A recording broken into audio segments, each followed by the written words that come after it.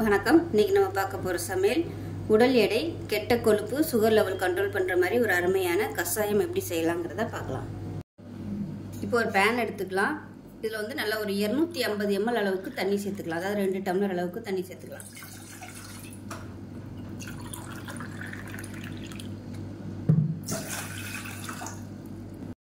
இப்போ இந்த ஆவாரம் பொடி 1/2 டேபிள் ஸ்பூன் அளவு சேர்த்துக்கலாம். 1/2 டேபிள் ஸ்பூனுக்கு சேர்த்துக்கலாம். இப்போ அடுத்ததாக நம்ம சேர்க்க போகிறது நெல்லிக்காய் பொடி. இதுவும் கடைகளில் வந்து அவைலபிளாகவே கிடைக்கிது. இதுவும் ஒரு 1/2 டேபிள் ஸ்பூன் சேர்த்துக்கலாம்.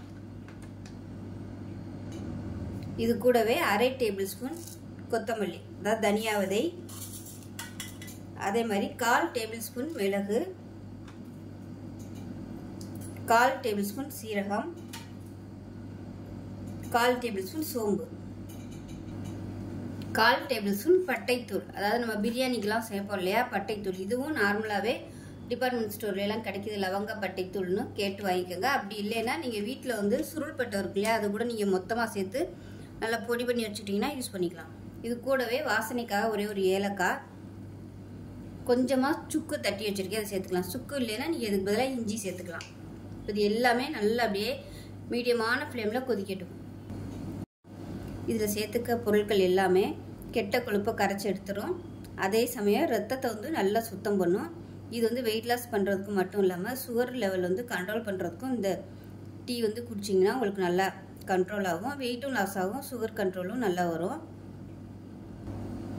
இப்போ நல்லா மீடியமான ஃப்ளேமில் நல்லா கொதிக்க விட்டாச்சு. நல்ல ஒரு வாசனையும் வருது. இப்போ இதை வந்து வடிகட்டிக்கலாம். டெய்லி எடுத்துக்க முடியலைனாலும் வாரத்தில் ஒரு 2 இல்லை ஒரு 3 நாளாவது இந்த மாதிரி கஷாயம் வச்சு சாப்பிடுங்க. உடம்புல உள்ள வந்து கெட்ட கொழுப்பு எல்லாமே கரைஞ்சி வந்துடும். கெட்ட கொழுப்பு வந்து சேர விடாது. சின்னதாக ஒரு 1/2 மூடி அளவுக்கு லெமன் ஜூஸ் வந்து பிழிஞ்சு விட்டுக்கலாம். லைட்டாக ஆறட்டும். ஆறுனதுக்கு அப்புறமா லெமன் ஜூஸ் வந்து பிழிஞ்சு விட்டுக்கோங்க. இது வந்து நம்ம சேர்த்துருக்க பொருட்கள் எல்லாமே உடம்புல வந்து அப்சர்வ் பண்ணுறதுக்காக இந்த லெமன் ஜூஸ் வந்து நம்ம சேர்க்குறோம். நல்ல ஒரு எதிர்ப்பு சக்தியும் கிடைக்கும் இந்த கஷாயம் சாப்பிடும்போது. ஏன்னா நெல்லிக்காய் பொடியெல்லாம் போட்டிருக்கனால விட்டமின் சி சத்து வந்து நல்லா அதிகமாக இருக்கும். இப்போ இதில் வந்து தேன் சேர்த்துக்கலாம். தேன் சேர்க்கும் போதும் வெது வெதுப்பாக சேர்க்கணும். தண்ணி அந்த கஷாயம் வந்து ரொம்ப சூடாக இருக்கக்கூடாது, வெது வெதுன்னு இருக்கணும். உங்களோட விருப்பத்துக்கு தகுந்த மாதிரி தேன் சேர்த்துக்கோங்க. இதுவும் நல்ல வெயிட் லாஸ் பண்ணுறதுக்கு நல்லா ஹெல்ப் பண்ணும். அவ்வளோதான். இப்போ நமக்கு குடிக்கிறதுக்கு ரெடியாக இருக்குது. காலையில் வெறும் வயிற்றில் காஃபி டீக்கு பதிலாக இந்த மாதிரி எடுத்துகிட்டு வந்தீங்கன்னா கண்டிப்பாக உங்களுக்கு வெயிட் லாஸ் நல்லா ஆகும். சுகர் லெவலும் நல்லா கண்ட்ரோல் பண்ணும். சுகர் லெவல் வந்து கண்ட்ரோல் பண்ணணும்னு நினச்சிங்கன்னா தேன் சேர்க்காமல் நீங்கள் வந்து அப்படியே சாப்பிட்லாம்.